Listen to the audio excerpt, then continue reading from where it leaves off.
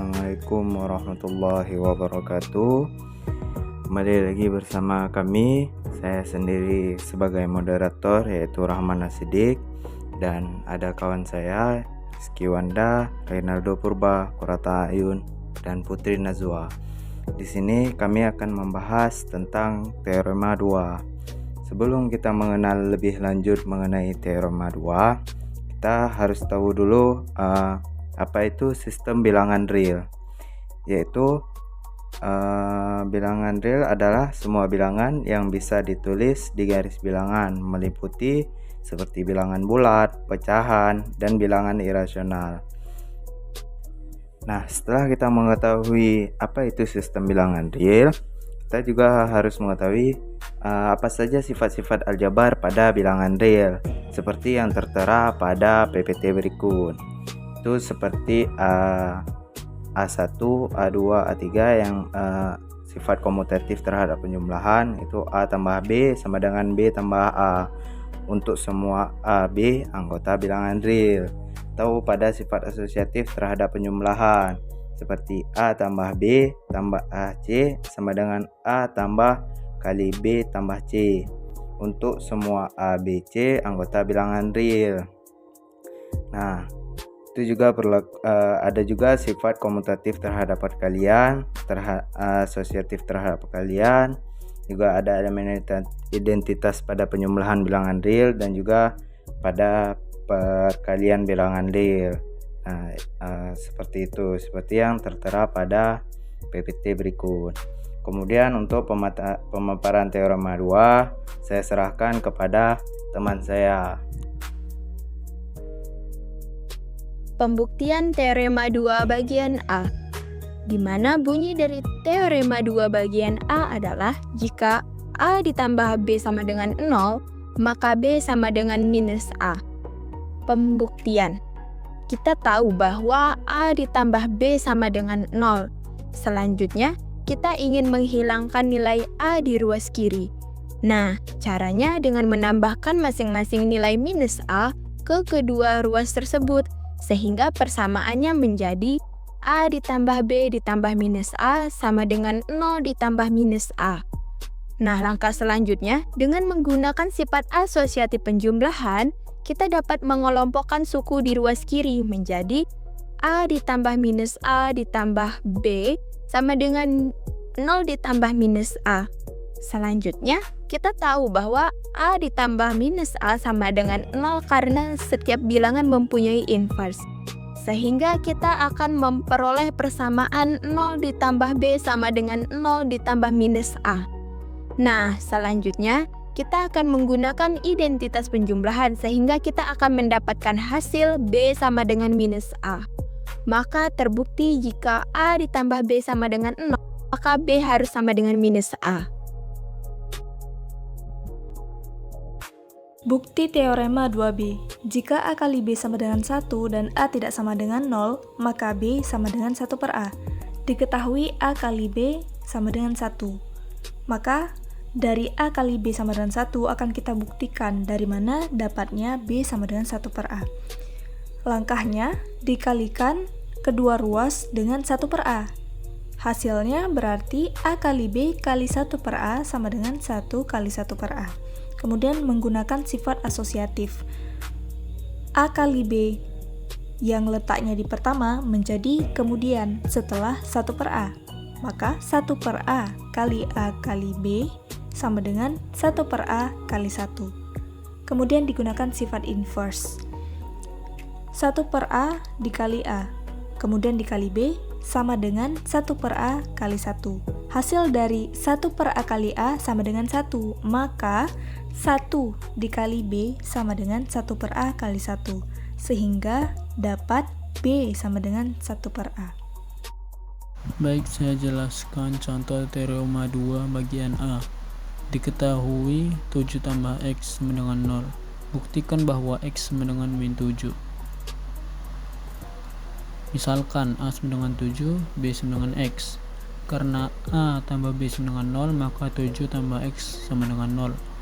Kita tambahkan min 7 kedua ruas. Tujuannya untuk menghilangkan 7 sehingga 7 tambah X tambah min 7 sama dengan 0 tambah min 7.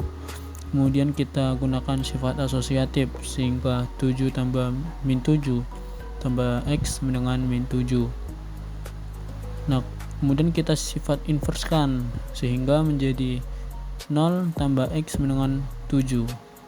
Karena 0 tambah X sama dengan X sifat identitas, maka X sama dengan min 7. Maka terbukti bahwa jika 7 tambah X sama dengan 0, maka X sama dengan min 7. Setelah kita memahami pembuktian umum teorema 2 bagian B, sekarang saya ingin mengajak teman-teman melihat bagaimana teorema ini bekerja dalam contoh yang sangat sederhana. Tetapi justru disitulah kekuatan konsepnya terlihat. Perhatikan persamaan 3 dikali Y sama dengan 1. Dari sini sebenarnya kita sudah bisa menebak arahnya. Kita sedang mencari sebuah bilangan yang jika dikalikan dengan 3 hasilnya adalah 1. Jadi sejak awal ini bukan soal mencari nilai sembarang, melainkan mencari kebalikan perkalian dari 3. Sekarang kita ikuti langkah yang sama persis seperti pada pembuktian teoremanya. Kita tidak lompat ke hasil, tetapi kita jalani prosesnya. Karena yang ingin kita hilangkan adalah faktor 3 di ruas kiri, maka langkah yang paling logis adalah mengalihkan kedua ruas dengan 1/3. Kenapa 1/3? Karena dari sifat inverse perkalian, kita tahu bahwa 1/3 adalah bilangan yang jika dikalikan dengan 3 akan menghasilkan 1. Setelah dikalikan, persamaannya menjadi 1/3 dikali buka kurung 3 dikali Y tutup kurung sama dengan 1/3 dikali 1. Pada tahap ini kita memanfaatkan sifat asosiatif perkalian. Artinya apa? Artinya kita boleh mengatur ulang cara kita mengelompokkan perkalian tanpa mengubah hasilnya. Maka pada ruas kiri bisa kita tulis sebagai buka kurung 1/3 dikali 3 tutup kurung dikali Y. Di sini poin pentingnya muncul karena 1/3 adalah inverse dari 3, hasil perkalian keduanya adalah 1. Jadi secara alami persamaan tersebut menyederhana menjadi 1 dikali Y sama dengan 1/3. Langkah terakhir sebenarnya sudah sangat jelas. Berdasarkan sifat identitas perkalian, kita tahu bahwa mengalihkan suatu bilangan dengan 1 tidak akan mengubah nilainya. Maka 1 dikali Y sama dengan Y. Dari sini kita langsung memperoleh hasil bahwa Y sama dengan 1/3.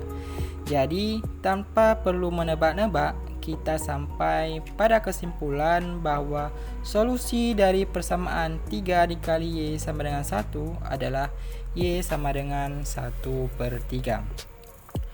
Contoh ini sekaligus memperlihatkan inti dari teorema 2 bagian B. Kebalikan perkalian bukan sekedar rumus yang harus dihafal, tetapi muncul secara logis dari sifat-sifat jabar bilangan real. Setiap bilangan real yang tidak sama dengan 0 selalu memiliki satu bilangan lain yang jika dikalikan dengannya akan menghasilkan 1. Dan bilangan itulah yang kita sebut sebagai kebalikan perkalian. Inilah alasan mengapa dalam matematika pembagian pada dasarnya tidak lain adalah perkalian dengan kebalikan. Nah, berikut ada beberapa latihan pada teman-teman supaya memperdalam pemahaman pada teorema 2.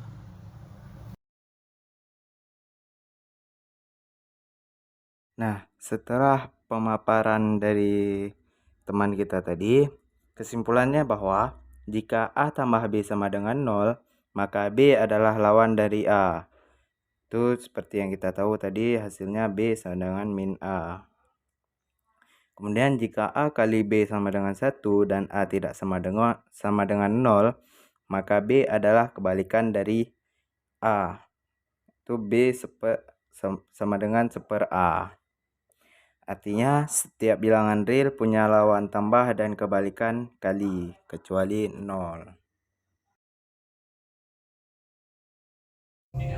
Baik, ini saja yang dapat kami sampaikan terkait teorema 2. Mohon maaf apabila ada kesalahan dan kekurangan. Billahi taufiq wal hidayah. Wassalamualaikum warahmatullahi wabarakatuh.